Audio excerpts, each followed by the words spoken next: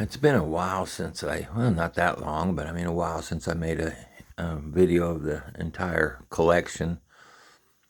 There's probably a lot of guys out there that probably can't even make a video of their entire collection because there's so many.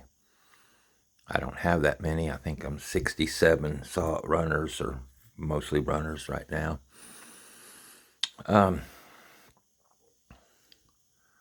I've got 3 XL500s. 2 of them are restored. 1 of them isn't. There's an XL500 here, and that's a US made one. The Homelite bar, 65 model. These all have the original wick filter tanks. They haven't been converted, which I'm not a fan of converting them. It takes away from the originality of them for a collector piece. Right there's a XL automatic. That's a 65 model. I have a couple of those. Yeah, this one is a Homelite model. Yeah, and this one's the Terry built one. Yeah, that one's the Terry built one.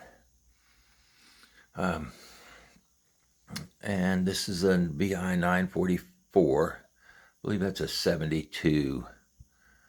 I have the VI 955. It's not restored. Can't get decals for it yet because they don't have them. They have 944. There's the VI 922. So I have the color group. I mean, the whole VI 900 series. 922, 944, 955. And that has a power match bar. The other one has an Oregon bar on them. All these have new chains. And here's the 750 with the Tournament of Kings bar. And behind it is a 550 with the double set of dogs, new chain, 28-inch sprocket tip bar, unrestored. Below here we have the Homelite XP 120 automatic with the Homelite Perma hard tip bar, and then we have the XP 130 here with the I believe it's a half-inch bar. Yeah, or half-inch drive chain. Yeah, that's what that is. It's a half-inch drive chain on that XP 130. Down here, the ammo box is getting away.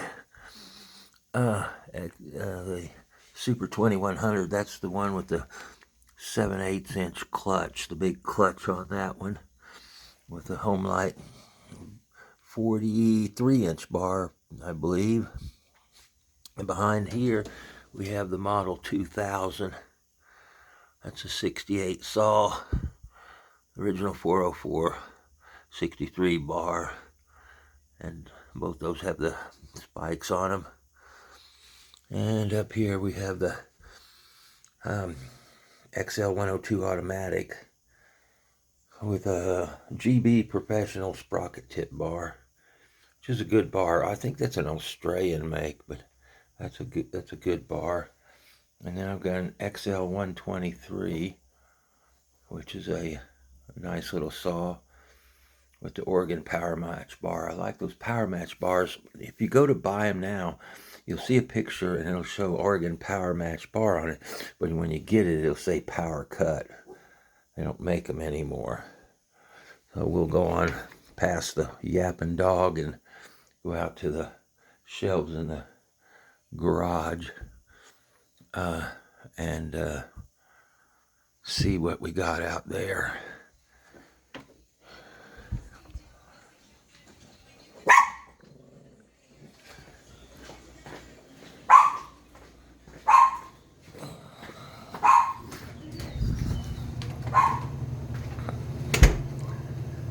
I guess I'll start right here on this bench. This is a Terry built Super XL AM, which is pretty much like the Super XL automatic, but this was built in Canada and was painted in the 3 colors. So in America, when the XL automatic went from red, green, and white to blue and white, the Canadian version was the Super XL AM, made in very, very limited quantities. In fact, this was after this. They never called it a Super XL AM. They went and just called it a Super. They just called it an XL automatic. Pardon me, XL automatic, and it was red and green and white up until about '79, I'd say. But the red, green, and white XL automatic Canadian version didn't start until the blue Super XL automatic came out in the US. And the first of these Canadian models were the Super XL AMs, and later they just dropped the Super XL AM just to the XL automatic and kept them in those colors. Why they did this in Canada, I don't know. But that's just what they did. So this is one of my newer saws. Talking about Canadian saws, we have quite a few here. Plus the 71 and 72, first year Homelite 150 with the adjustable oiler, second year didn't have it, and this is the third year, 1973. There were some blue, I believe there were a few blue 73 saws, but 73 usually was marked by the change to the red color. It's another Super XL automatic. You can tell the Super XL automatics, the 102 automatics, is because they have a white decal. The manual oilers had a black decal. Back here we have a VI 123 automatic, and that's kind of a hard saw to find, the VI 123. You see more of those in Canada, and but that one is a US made one. And behind it is a VI Super Mini. The VI Super Mini. I got them crowded on here a little bit because I have three of these type of saws: the VI Super Mini, the Super Mini SL, which is a VI, and then another VI Super Mini SL, and these all had slight variations to the way it was a vibration isolated. The handles are different. So the base plates are slightly different on all three, and I think they made about 6 variants. And most of these are Canadian saws. And below we have the veritable XL76, which is tried and true favorite of Buck and Billy Ray Smith, and I know he lauds the performance on these saws, which is really has a great performance. If you'll notice this support mechanism here with the screw hole, this had an optional, probably a hand guard, and you won't see this type of spur right here. You'll see a hole, but you won't see that spur on many other saws. I don't know what it's really for, but they may have made this in Canada with a safety lever or chain brake, and maybe that's it. But also the next 3 saws are the XL 130 and the Super XL 130 and the VI 130. Those are all the variants of the 130, which is basically XL 76. I don't know a whole lot of differences between them. And down below we have the 103 back in the back, which is a points ignition saw, and the 104, which is a solid state ignition saw.